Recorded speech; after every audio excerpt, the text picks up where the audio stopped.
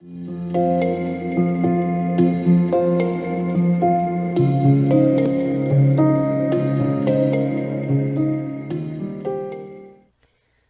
revuelta contra Roma y contra Yahweh. En el libro de 1930 de Abraham León Zahar, Una historia de los judíos, en la página 117, este autor judío escribió: en última instancia, la paciencia romana se agotó por completo y los procuradores introdujeron medidas de severidad bárbara. Los soldados murieron por la más leve provocación. Eminentes líderes judíos fueron clavados en el madero mientras que pueblos enteros fueron arrasados. Todo fue en vano. Una fiebre del martirio pareció absorber a la gente acosada. Los fanáticos recorrieron todo el país con los ojos desorbitados y frenéticos, profetizando el fin del mundo, el advenimiento del Mashiach. Las multitudes estaban listas para seguir a todos los visionarios imposibles que reclamaban la inspiración del cielo. Los celotes se apresuraban a morir llorando en exaltación histérica. ¿Qué tenía que ver uno con tal nación? Los romanos estaban francamente desconcertados. Se habían ocupado de muchos pueblos turbulentos, pero ninguno tan contrario, tan increíblemente intratable. La guerra comenzó en el año 66 de la Era Común, mientras que Florus era el procurador romano en Judea. Judea estaba furiosa por la inquietud y el odio hacia los romanos. Los romanos creían que otra revuelta podía estallar en cualquier momento. Habían intentado la diplomacia a su manera, pero habían fracasado.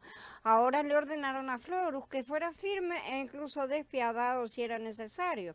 Josefo, el historiador de Judea, así escribió en su Guerra de los Judíos, en el libro 2, el Florus, por lo tanto, aumentaba sus calamidades todos los días para inducirlos a una rebelión.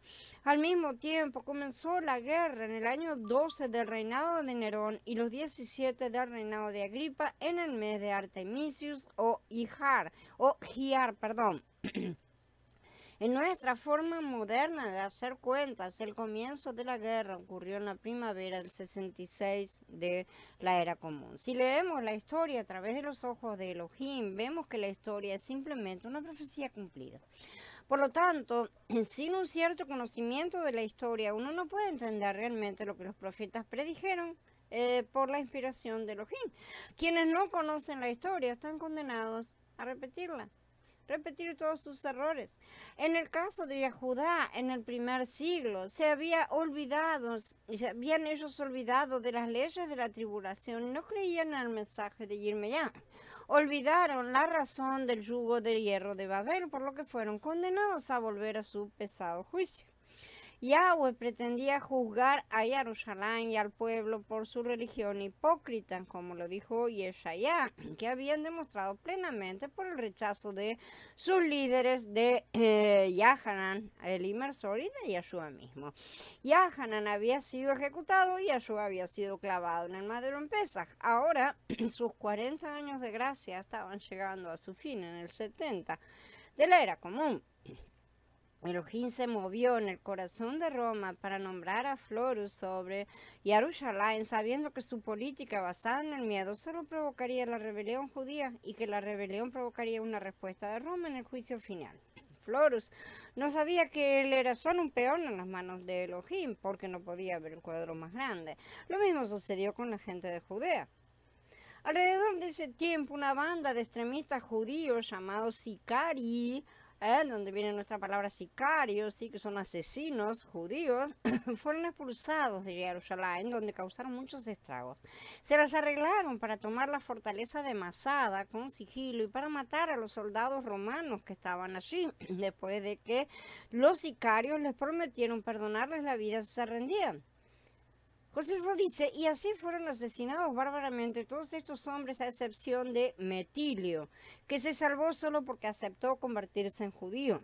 Estos asesinos o terroristas, como los llamaríamos hoy, ¿no es cierto?, permanecieron en Masada hasta que los romanos los conquistaron en el 73 de la Era Común. Hoy las películas los transforman en héroes. Por supuesto, son héroes sionistas. Al mismo tiempo, el templo de Jerusalén comenzó a negarse a hacer sacrificios por los extranjeros e incluso rechazaron el sacrificio consuetudinario de César. Josefo luego nos dice en sus guerras de los judíos también que este fue el verdadero comienzo de nuestra guerra con los romanos. En unos pocos meses, cuando la gente viajaba a Jerusalén para la fiesta de Sukkot, estallaron hostilidades abiertas. La 12ª Legión de Roma de Antioquía fue destruida bajo el liderazgo de Cestio Gallo. Roma no estaba contenta con esto y estaba preparada para enviar un ejército mayor para sofocar la revuelta. En ese momento se hizo evidente que las palabras de Yeshua estaban a punto de cumplirse. Cuando vean a Jerusalén asediada por ejércitos, sepan que ha llegado su destrucción. Entonces, los que estén en Judá, huyan a los montes. Los que estén en medio de la ciudad, salgan. Y los que estén en los campos, no entren en ella. Porque estos son días de venganza para que se cumplan todas las cosas que están escritas. Lucas en el capítulo 21. Yeshua estaba hablando de la destrucción de Jerusalén, profetizada en Jeremías 19. También estaba hablando de los días de venganza, profetizados en Isaías 34. Si bien estas profecías aún no han visto su cumplimiento final, se cumplieron parcialmente en la guerra de Babel, nuevamente en la guerra romana.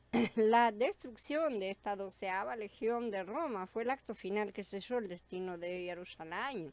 Josefo dice en su libro, después de que esta calamidad hubiera caído sobre Cestio, muchos de los más eminentes de los judíos nadaron lejos de la ciudad como de un barco cuando iba a hundirse. Eusebio, el historiador cristiano del siglo IV, que fue obispo de Cesarea, ¿no es cierto?, escribe de esto en la historia eclesiástica en el libro 3. Además, a los miembros de la congregación de Jerusalén, mediante un oráculo dado por revelación a personas aceptables, ahí se les ordenó que abandonaran la ciudad antes de que comenzara la guerra y se establecieron en una ciudad de Perea llamada Pella. A Pella, aquellos que creyeron en Mashiach emigraron de Jerusalén. Los creyentes en Jerusalén se mudaron a Pella, una ciudad al este del río Jardén, muchas millas al norte del Mar Muerto. En otras palabras, la tribulación nos diezmó a la congregación de Jerusalén, que representaba a los buenos hijos de Yahudá. Elohim trajo tribulaciones para juzgar a los hijos malos, aquellos que permanecieron en el judaísmo, aquellos que apoyaron al sistema religioso hipócrita y sin ley que había rechazado a Yeshua como el Mashiach.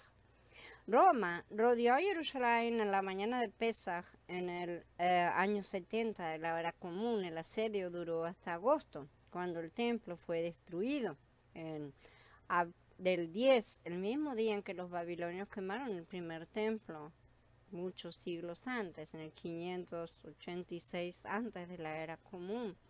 Josefo nos cuenta nuevamente, así que Tito, el general romano, se retiró a la torre de Antonia y resolvió asaltar el templo a la mañana siguiente con todo su ejército y acampar alrededor de la casa sagrada. Pero en cuanto a esa casa, Elohim la había condenado desde hacía mucho tiempo. Y hasta ahora, el día fatal llegó según la revolución de los siglos. Fue el 10º día del mes Lous o Ab, en el que fue quemada por el rey de Babel.